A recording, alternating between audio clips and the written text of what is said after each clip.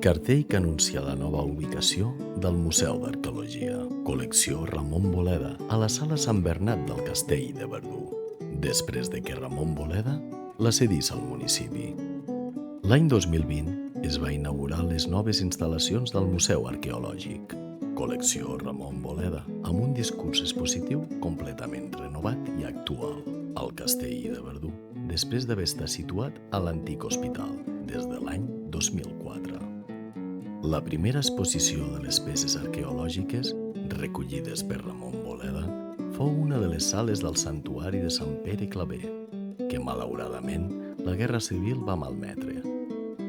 La Sala Sant Bernat, al Castell de Verdú, ha esdevingut la ubicació definitiva de la col·lecció.